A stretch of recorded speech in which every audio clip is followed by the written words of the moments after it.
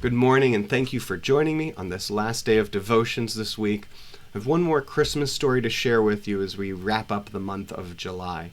And this is John's retelling of the Christmas story. And as with Mark, it's very different. It's not a traditional birth narrative, but it's fascinating to see how John chooses to introduce Jesus to us.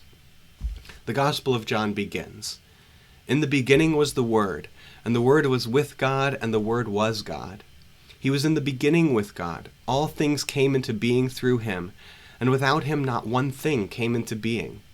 What has come into being in him was life, and the life was the light of all people. The light shines in the darkness, and the darkness did not overcome it. There was a man sent from God whose name was John. He came as a witness to testify to the light, so that all might believe through him. He himself was not the light, but he came to testify to the light. The true light which enlightens everyone was coming into the world. He was in the world, and the world came into being through him, yet the world did not know him. He came to what was his own, and his own people did not accept him. But to all who received him, who believed in his name, he gave power to become children of God, who were born not of blood, or of the will of flesh, or of the will of man, but of God. And the Word became flesh and lived among us, and we have seen his glory, the glory as of a Father's only Son, full of grace and truth." John is unsurprisingly very different, and I say unsurprisingly because we often term Matthew, Mark, and Luke the synoptic Gospels. Synoptic meaning seeing together, syn together, and optic seeing.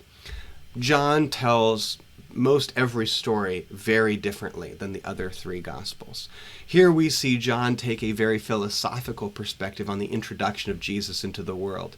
Jesus is the Word. Jesus is the light which enlightens all things. Jesus gives power for us to become children of God. Jesus is the Word become flesh, living among us, with glory as a Father's only Son, which in a patriarchal society was a decent amount of glory, full of grace and truth.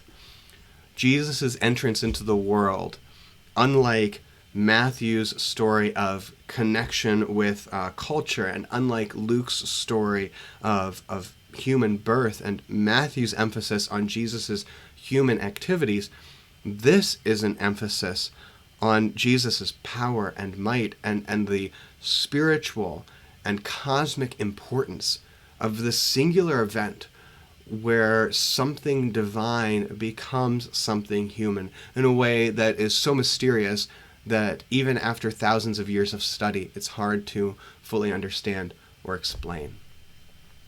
John gives us the impact of what has just happened. The universe will never be the same because Jesus lives among us. Something has shifted. And it has shifted because of God's love, because of God's desire to communicate with us through the Word, because of God's desire to provide light for us so that we can see in this darkened world and so that we might have hope in a brighter future. All of these things are gifts of Jesus. And all of these ways that we have heard the story of Jesus told are part of how we can experience God's gift even today. I hope you can see the blessing and the power that come through the birth of Jesus and the presence of Jesus that is with us even now in this changed universe. Would you join me in prayer?